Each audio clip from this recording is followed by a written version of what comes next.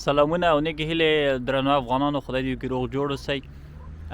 نو تاسو ته به سوال پیدا شوي وي چې دا چینل ما ولې پیل کو، د افغان رضاکارانو چینل، علت څه دی؟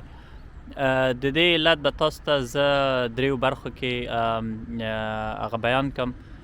اول لومړی دا دی چې کله زه هندوستان ته ولاړم په کال 2006 کې، سکالرشپ مې واخیستو او لاړم هندوستان ته، او مونږ له د هندوستان د بورسیو د لومړنیو هغه محصلینو نه وو.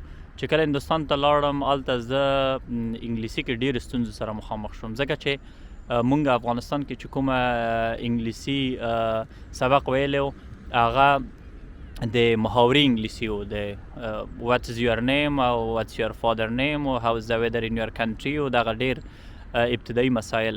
هلته چې لاړو مونږ اکاډمیک انګلیسي سره مخامخ شو، په څنګ کې ګرمه هوا، په څنګ کې د خوراک ستونزې، نور ډېر مشکلات، د کورنۍ نه لرېوالی، مسافري او دا ټول ستونزو سره مخامخ شوم. چې کله دې ستونزو سره مخامخ شوم، زما هغه ملګري شاهد دي چې اول 3-4 میاشتو کې زه به په ډېر سختۍ سره خپل هغه اتاق نه وتلم، د لیلیې د اتاق نه. نو ټوله ورځ به لګیا وم د خپله د لغاتونو په معنا باندې به لګیا وم او دا به مې معنا کول، او ملګري به راسره مرسته کوله انګلیسي برخه کې. نو کله چې زه دې ستونزو سره مخامخ شوم، هم چندان اداري ستونزې، د دوی د هغه اداري سیستم باندې نه پوهېدو، پوهنتون کې داخله، کالج کې داخله، پولیسو کې ځان راجستر کول، دا نور ټول مسایل. نو دا اول کال چې مونږ باندې دا په سختۍ سره تېره شوه او مونږ یو څه تجربه لاسته راوړله، نو مونږ ویلې چې د نور افغانان چې راځي مونږ به دوی سره په دې کارونو کې به مرسته کوو، ځکه چې مونږ نه غواړو چې دوی زړه توري شي او د دغه ستونزو له وجې نه دوی هندوستان پرېږدي، خپل سبق پرېږدي او لاړ شي بیرته افغانستان ته. نو دې برخه کې یوه جالبه قصه به تاسو ته وکړم. کله چې دا نوي محصلین راغلل، دې منځ کې یو کس خدای دې وبخي حسین په نوم د سرپل ولایت نه راغلی و، نو او یو بل زموږ ملګری د بادغیس ولایت نه، همدغه شان د افغانستان نورو ولایتونو نه افغانان راغلي وو. نو یو مجلس کې ناست وو، نو دا ځینې زموږ افغانان ځوانان دي، نو خپل منځ کې یو بل ته کله کله ټوقې کوي. نو هغه په ټوقې کې حسین ته وویلې چې حسین جان، ستا خو انګلیسي ډېره ضعیفه ده، او رښتیا انګلیسي ډېر ضعیف و. نو ویلې انګلیسي دې ډېره ضعیفه ده، ته دا وخت دلته مه ضایع کوه، ته لاړ شه څه ته بیرته افغانستان ته، چې د افغانستان د کانکور نه پاتې نه شي، او همالته خپل سبق دې ووایه. نو حسین بیچاره ډېر مایوسه شو، ډېر خواشینی شو، او هماغه مجلس کې زه هم ناست وم. نو ما حسین ته وویلې چې آیا ته د ورځې 1 ساعت ماته وخت راکولی شي؟ 1 ساعت زه به تا سره کومک وکړم، زما انګلیسي ډېره اوچته نه ده، اوچته سویه انګلیسي مې زده نه ده، خو زه به تا سره مرسته وکړم چې ته دا کامیاب شي. هغه راته ویلې د ورځې 1 ساعت څه وایي چې زه د ورځې 10 ساعته به تا سره سبق وایم، خو چې زه دا ناکام نشم. خلاصه خبره چې د ورځې 1 ساعت په پارک کې ما دې سره چې کوم شیان زما زده وو، هغه ډېر ابتدایي ټینسونه، هغه ابتدایي مسایل د انګلیسي، دا سبق مې ورته ویلي، هغه کوم تخنیکونه چې مونږ ته نور زده کړي، استادانو زده کړي وو، لکه اخبار لوستل، هغه اخبار، هغه لنډې لنډې برخې لوستل. نو کله چې مې حسین سره دا کار شروع کړ، حسین هم ډېر کوششي هلک و. نو کله چې هغه سره کار شروع کړو، نو تقریبا 3-4 میاشتې وروسته د کالج امتحانونو کې حسین د ټولو شاګردانو په منځ کې اقتصاد کې د ټولو نه اوچت 2م نمره یې واخیستله، او هندیان ډېر تکړه دي. نو دې کې دا ټول حیران شول چې دا حسین څنګه وشو کولی چې دا کار وکړي. نو هغه یو څه زما رهنمایي و، او هغه ډېر خپله د حسین کوشش و، او وروسته دا نور ملګرو چې ما سره به مخامخ کېدل، ما به همیشه مثبت خبرې دوی ته کولې. ما به دوی ته ویلې چې تاسې باید هیڅ کله منفي فکر ونه کوئ، په دې باندې فکر ونه کوئ چې تاسې ناکامه کیږئ او تاسې نشئ کولی چې دلته خپل سبق ته ادامه ورکوئ. نو هغه یو بل ملګری مو چې د هغه قصه به م وکړم چې هغه ماشاءالله 2 دانې ماسټریانې لري، یعنې یو وخت کې 2 ماسټریانې اخیستې، او زه لا تر اوسه ماسټري نه لرم. نو هغه ماته ویلي چې ما ستا له برکت نه دا ماسټري ویلې دي، ماسټریانې کړي دي. نو ما ویلې چې دا څنګه ته څه شی وایې؟ وایي والله یو وخت دې یادېږي وایي چې تا ماته وویلې چې که ته د ورځې 2 ساعته سم منظم درس ووایې، که ته ناکام شوې راځه دلته ضمانت تا ته در کوم چې دا د کوم یو کال چې د ضایع شوی دی د دې مصرف به زه تا ته درکړم. وایي هغه ما له دومره جرأت راکړو چې زه دا د هغه لیسانس مې تکمیل کړ، د هغه نه وروسته 2 ماسټریانې مې اخیستې دي. نو هغه ماشاءالله اوس ډېر تکړه سړی دی، ډېر ښه وظیفه لري، ډېر ښه معاش لري، ډېر ښه هغه خپل د زموږ استاد ټولنې افتخار دی. نو دغه 2 مثالونه و چې ما هماغه ځای نه دا ذهنیت مې ذهن ته راغی چې څنګه وشو کولی دا رضاکاري دود کړو، رضاکار شکل باندې کار وکړو. او بیا همالته وروسته زه د افغان محصلینو استازی شوم په د آی سی سی آر ادارې ته، او همچنان د پوهنتون کې د افغان محصلینو استازی شوم چې ما د افغان محصلینو لپاره هغه ټول ځایونو کې استازولي د دوی کوله. نو دغه 2 مهمه خبرې وې چې د هندوستان نه دغه کار پیل شو. بیا ورپسې چې کله افغانستان ته راغلم مونږ ویلې باید افغانستان کې یو کار وکولی شو. نو ملګرو سره کېناستو، مونږ ویلې چې دا باید مونږ د افغانستان تولیدات ته باید وده ورکو، میډ ان افغانستان. د همدې لپاره هم د میډ ان افغانستان صفحه جوړه کړله. نو هغه میډ ان افغانستان صفحه تقریبا 15,000 شاوخوا کې فالوورز لري. نو هغې کې هم د افغانستان تولیدات چې چېرته نندارتونونه به وو هغه ته به ورتلم، عکسونه به مې اخیستل، هغه کې به مې اچوو. او درېیمه مسله دا ده چې کله د کرونا وخت راورسېدو، کرونا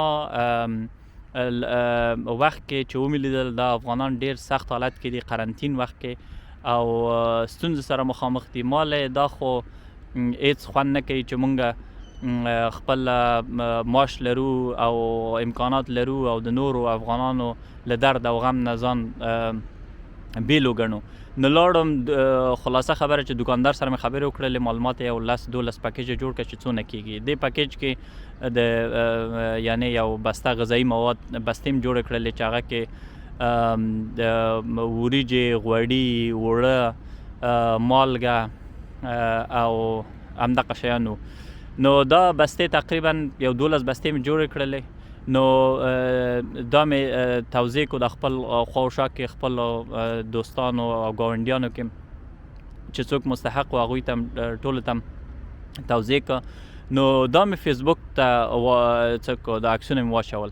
چې کله مې فیسبوک کې د عکسونه واچول او دا معلومات ولیکو چې ومې لیدل چې ډېر خلک دې برخه کې علاقمند شول او دا کار وستایلو. نو کله چې دا کار وستایلو نو زما ملګري او همکاران د ژوندي د کاناډا نه نیولې تر امریکا تر لندن خپل افغانستان کې چې هغه زما فیسبوک صفحې ته تاسو ورشئ د هغوی نومونه مې لیکلي دي. نو د هغوی په مرسته تقریبا 200 کورنیو ته ما خپل یوازې یو موټر کې او د دوی په مرسته د دوی په مالي مرسته نو ډېرو مستحقو خلکو ته د خپل څه ورسول، پکیجونه ورسول. نو هدف مې دا دی چې دغه رضاکاري مې هلته شروع کړی و او اوس چې اروپا ته راغلم نو ما سره 2 اپشنه و. یو دا و چې زه غیر فعاله پاتې شم او خپل یوازې خپل شخصي ژوند باندې تمرکز وکړم او یو دانه ښایسته عکسونه فیسبوک یا نور سوشل میډیا کې واچوم او خپل ژوند باندې تمرکز وکړم.